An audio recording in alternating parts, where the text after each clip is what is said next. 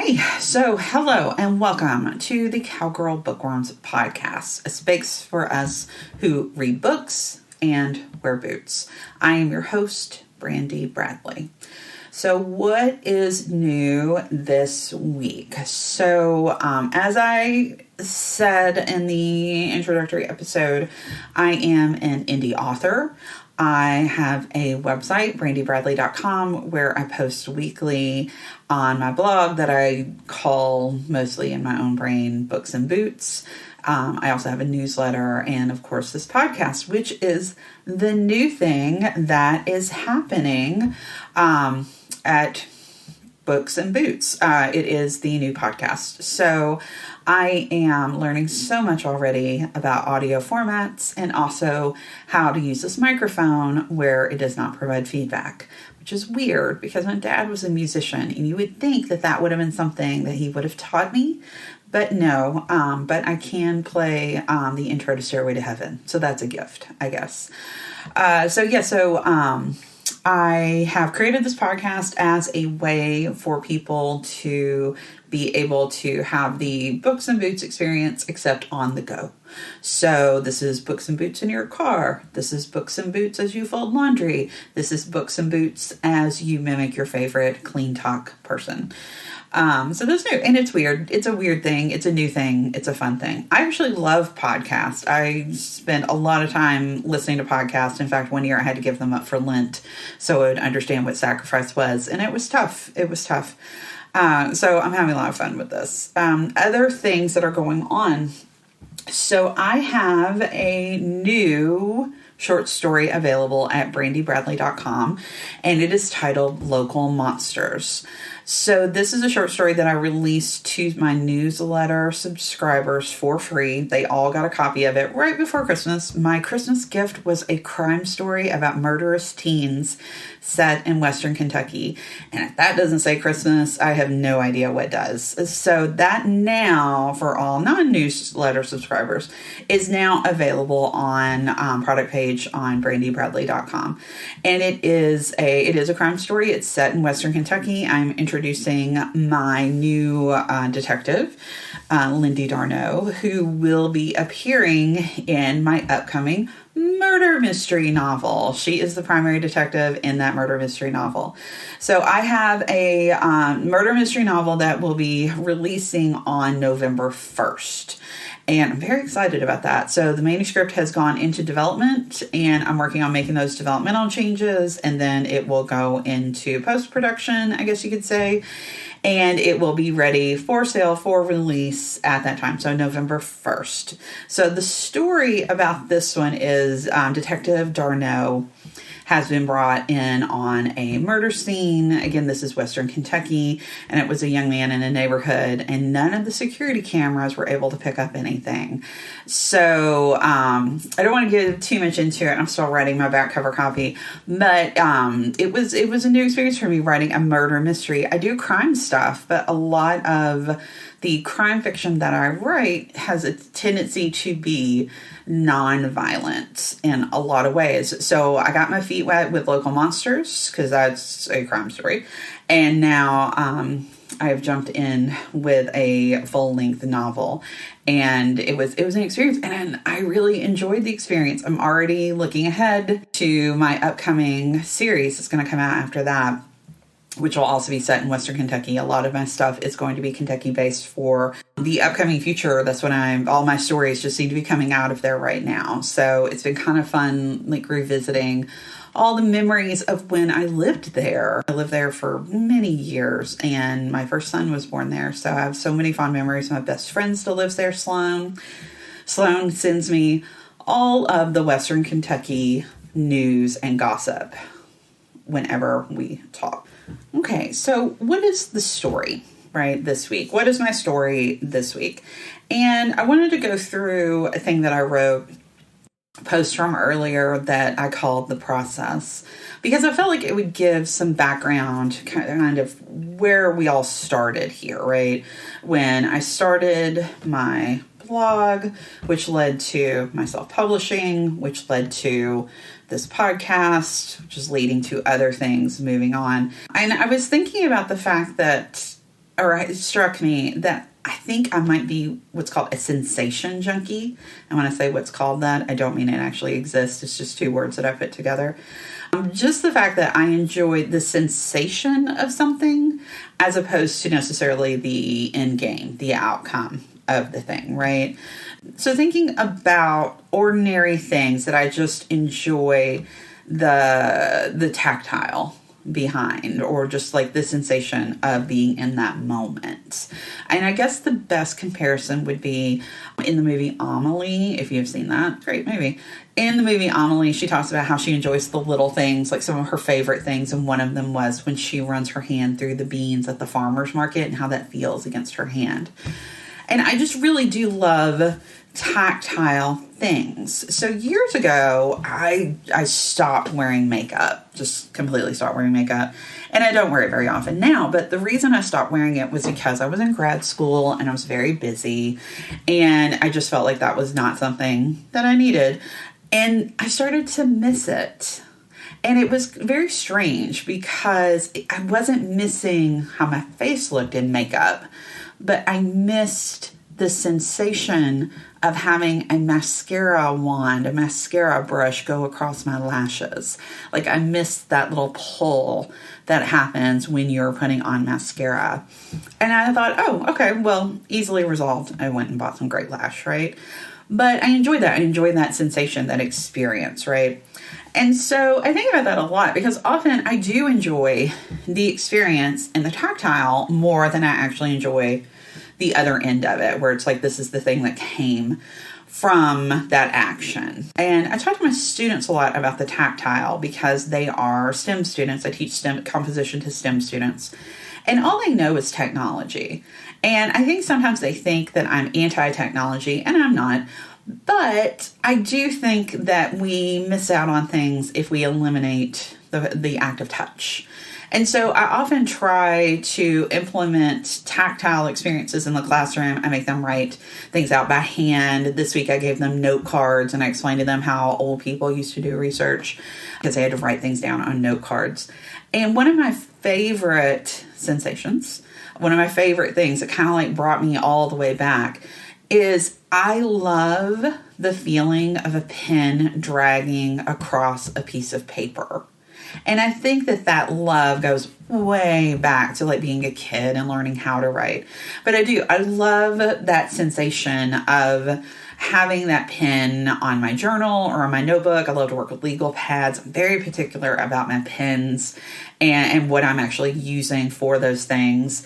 And it's a love that I have, right? And so that got me thinking about this fixation that I was having, where I was coming out of grad school. I just finished my novel, and I had this drive to see that novel turn into an actual book, this manuscript to actually be printed, to be published. And I got so fixated on that outcome, like even like visualizing it, seeing it on the bookshelf at Barnes & Noble, like, meditating on it. But I got so fixated on it that it made all of my correspondence to agents and small publishers and everything else just come across as grasping and desperate. And it was making everything else not fun. Like, it was very difficult for me to work on my new projects. It was very difficult to work on short stories. It was very difficult to work on ideas because I was so fixated on getting published. So I would develop this idea in my head, and I was like, well, if no one's going to buy it, if no one's going to sell it, if no one's going to publish it, then what am I doing this for? And it just kind of became like a very not fun time creatively. So I felt like it was necessary for me to get back, right?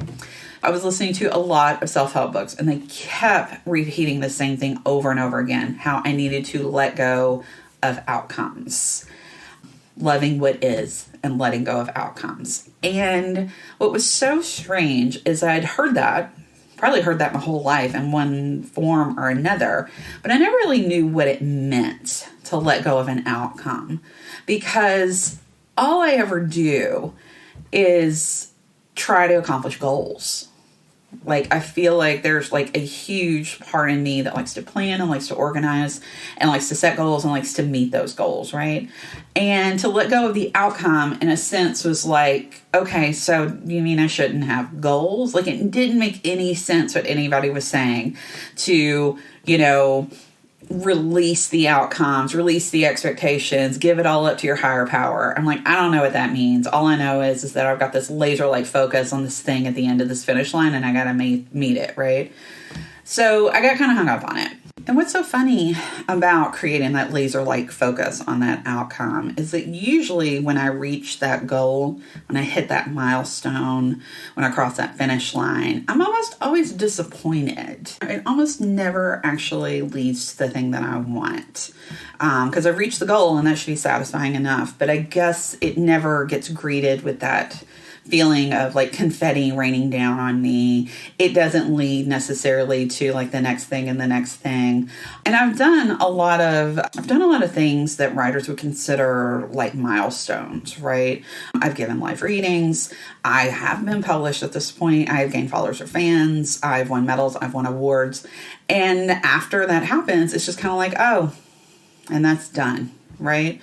And I like to be the type of person who's like, okay, like on to the next thing. But there's always some sense of like, wah, wah, it's over now. Right.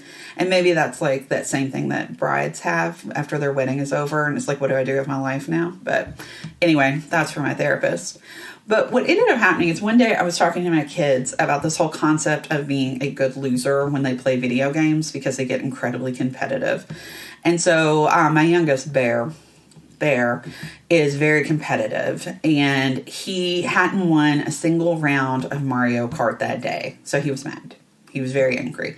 And I tried to explain to him, I'm like, isn't the whole point that we played Mario Kart together today? Like, wasn't playing fun? Wasn't that the point? The point was to have fun. And that was the moment where my brain kind of clicked. And I realized like, oh, that's what they mean by releasing outcomes. The joy of the experience is more valuable than the outcome. And while maybe other people have gotten this very easily, I know that just took me a while. And when that brain clicked, I was like, oh, okay. Because it's so easy to forget why someone starts something. It's very easy to forget what it was all for. And what ended up happening is I had this laser-like focus on getting out of grad school, finishing this novel, impressing other people, wooing these cool kids. And I forgot that the thing that I had turned into work used to be the greatest joy of my life. Like, I used to sneak around and sneak away so I could write stories and books and posts. And all of a sudden it had become my life, the thing I had to do. And it took me a while to kind of shake that off. Because seeing beyond the outcome, seeing to the other side of writing, of the writing process, is difficult because writers need to publish to be read. It is very much a two-part process, to write and to be read. Because if no one reads it, then what was the point? But then that creates that dark cloud that was hanging over me. And I hate that cloud because it's like no one's reading this thing that I worked so hard on. And then I become like this very cynical teenager. Whenever people talk about like inner child work, my inner child is not a child as much as it's a really surly 15-year-old, who just yells at me all the time. So that's all that it was doing. It was feeding that angsty teen inside of me, that was becoming incredibly nihilistic and saying things like, who cares about anything you write anyway? So I had to kick her out, obviously. But what I started noticing is that I was incredibly drawn to activities because I enjoyed the experience. So I started like looking around at the things like, oh, this is fun for me things, right? So I love to cook because I think the experience of chopping vegetables and folding in the cheese and whipping cream to be incredibly pleasurable because it is that tactile experience. I'm getting to touch things. I'm getting to do activities. And so the process of cooking is fun for me. I actually like the way like biscuit dough feels against my hands, like when I'm trying to like mold it into actual biscuit shapes. I love learning like new skills in the kitchen. I like technique. I'm not intimidated by sharp knives. I'm not afraid of hot burners. I am not scared of going into Whole Foods and dropping a lot of money sometimes on pretentious ingredients. Like, that doesn't intimidate me or freak me out in any way. And the reason it wasn't freaking me out is because it was fun. And I wasn't worried about failing, because every time I would fail in the kitchen, I would just tell myself, I'm like, okay, so what do we do differently? How can we make this better? Let's scrap it and start all over. I mean, even Sloan can attest that there were many lousy batches of cookies that were in my garbage can when I was learning how to bake. So I am a writer, not because of what I've gotten published, but because of the act of writing down thoughts, ideas, scenes, characters, dialogue. All of these things are fun for me. I get an incredible amount of pleasure when I write things down. I like the physical act of writing things down. I like pens and paper and note cards and highlighters. I love typewriters and laptops and keyboards of all sorts. I love the feeling when a story is working really well and I can barely type to keep up with it.